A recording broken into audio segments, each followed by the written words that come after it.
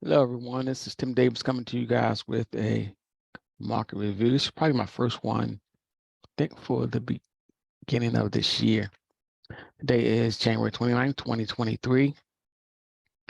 And let's dive right into it. You're looking at a weekly chart of the Dow Jones Industrial Average weekly chart here over the past year and a half or so.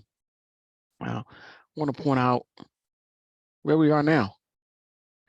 So if you look at this trend line that I already have up here, this is a weekly chart. As you can see, price action is well up, still hovering above its 50-day moving average on the weekly chart, and well above its 200-day average on the weekly chart on the weekly chart again.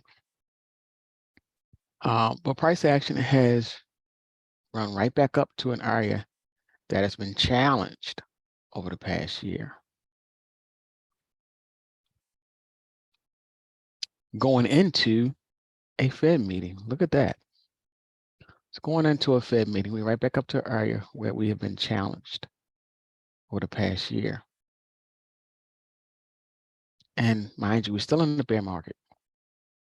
But every time we've gotten back up into this area,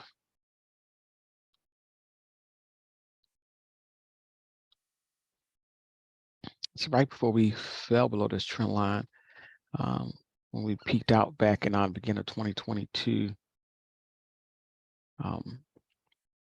started to trend downward.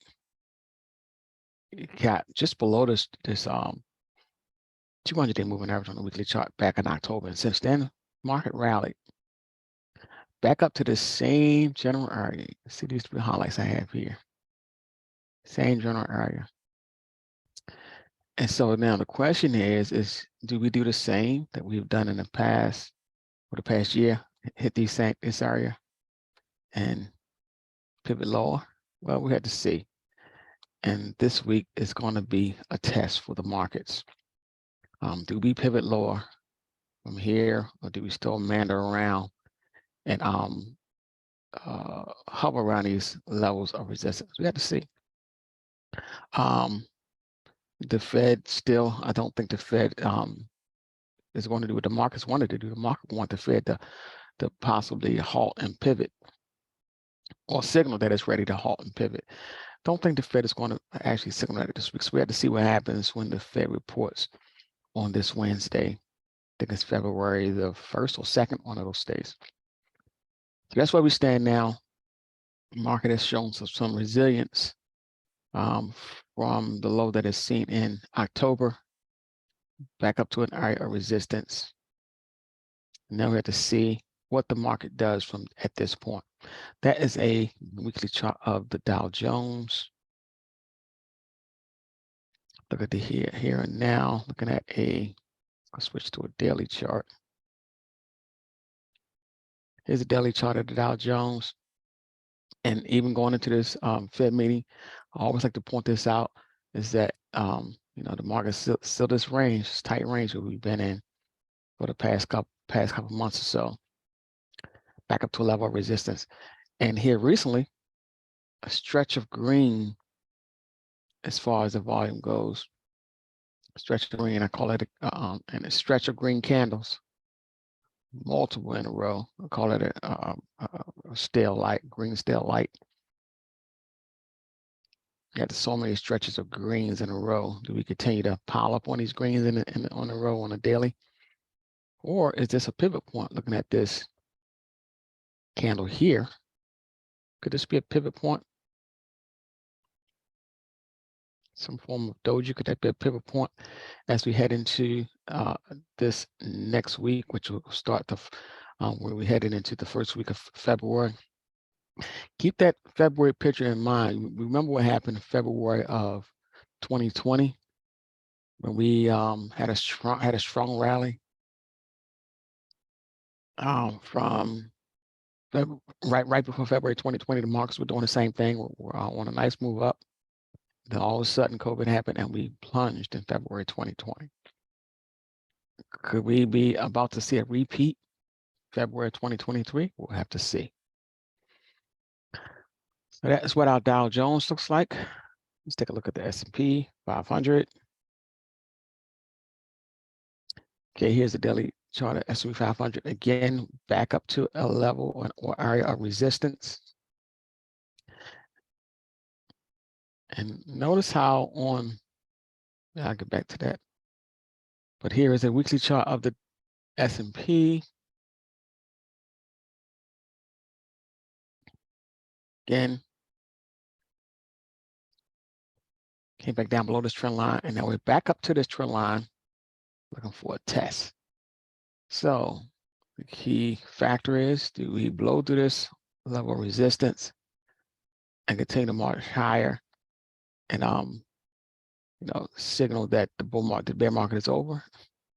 Or do we struggle here as we go into the beginning of February and pull back?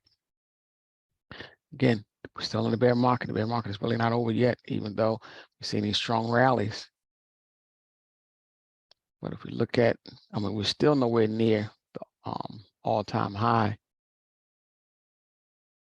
Look at the monthly chart of the S&P. Still got a ways to go before we even get to that $4,800 level. We're struggling right now at this level of resistance. As you can see, looking at this monthly chart, since the almost beginning of 2022, we've been stuck below this level of resistance. With momentum trying its best to regain its footing to the upside, but we cannot get over the ceiling. So does the Fed do something next week that will help push price action above this ceiling? We'll have to wait and see. But we're still in this bear market, folks.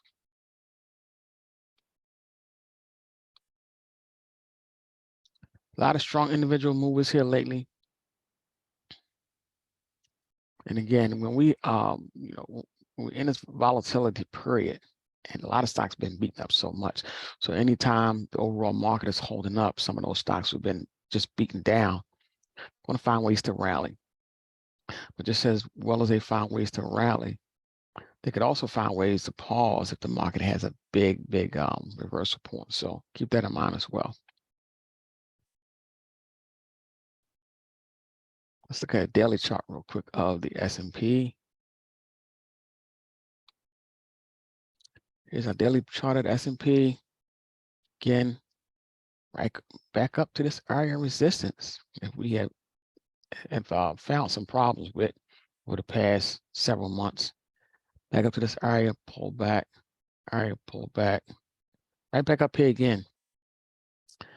And not only are we back up here again, but the RSI on the daily chart is showing a reading above 70 already as we heading into a Fed meeting. So food for thought, something to be mindful of as we continue to navigate our way through this bear market. Let's look at the NASDAQ. NASDAQ, interesting. So on the daily chart of the NASDAQ, price action not only ran back up to this area of resistance, but right back up to its 200-day moving average and trying to make an attempt to break through and hold about a 200-day moving average. NASDAQ has been showing a lot of strength here lately. But what I want to point out here on the NASDAQ is that it was the laggard of the bunch over the past several months, and it found a way to finally, start to really put the pedal to the metal. Since the beginning of this year, NASDAQ has been on a tear. So if you was able to take that ride over the past month or so, great. But again, we are still in bear market, and could this be all a bear market rally over the past several months? We have to wait and see. But the RSI right now on the NASDAQ, the daily chart, is almost at 80, 78.8. Look at the bottom to the left-hand side of my screen where it says RSI. 78.8 is where we are. Anything over 70 is considered overbought. And so we are at extreme levels as we're heading into a Fed meeting. So keep that in mind. It could be a signal that maybe this could be a catalyst for the markets to give some of this rally back.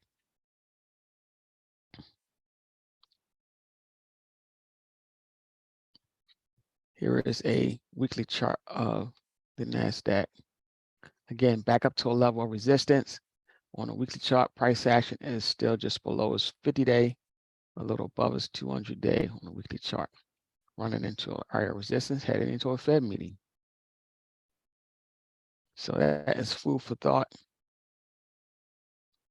And again, we are still in the bear market, with these rallies, until we find a way to have some sustainable moves above the 200-day moving average on a daily and hold the level and not fall back below it. We continue to see some strong rallies to the upside to try to retake levels of resistance. And then once those levels stall out, we can see strong reversals to the other side. So keep that in mind as we continue to navigate through this bear market. Russell 2000, same scenario, back up to a level of resistance after such a strong run off the bottom since the end of the year. Strong run off the bottom, back up to level of resistance. Again, as we head into a Fed meeting.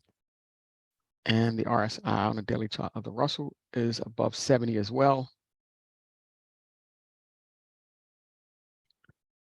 Here's a weekly chart, back up to level of resistance. So whatever happens this week is probably going to dictate what happens through the course of the rest of February, and possibly dictate what happens this first quarter. So keep that in mind, folks. Still in the bear market. This week's going to be a determining week. Does the bulls have enough momentum to push the market out of this, well above this level of resistance that it's been struggling with for the past several months, and out to a strong move higher to signal an end of the bear market? I doubt it. We have to wait and see. There's still a lot of geopolitical unrest across the globe that could put pressure on stocks. So just keeping an open mind, and remember that these rallies are nice, but don't outweigh your welcome. And just be prepared in an event that we start to see some strong reversals the other way. We have some strong moves to the upside. Now prepare, as we could possibly see some strong reversals the other way if we don't break these levels of resistance. All right, folks, that's all I have for you all this week. Oh, one more thing. Let's take a quick look at the VIX since we are. All right, and just like with the regular markets, the VIX is showing definite oversold conditions on the weekly chart. A lot of red here, red still light, and definitely into oversold territory on the weekly chart of the VIX. So that's something to keep in mind, that we are definitely oversold on the VIX, as well as being overbought on the overall markets. Daily chart of the VIX.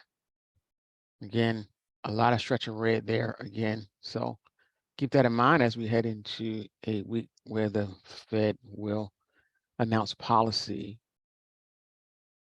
updates for the first quarter of 2023. All right, folks, until next time, Tim Davis is signing off. Enjoy the rest of your weekend, and I will try to catch you guys next week.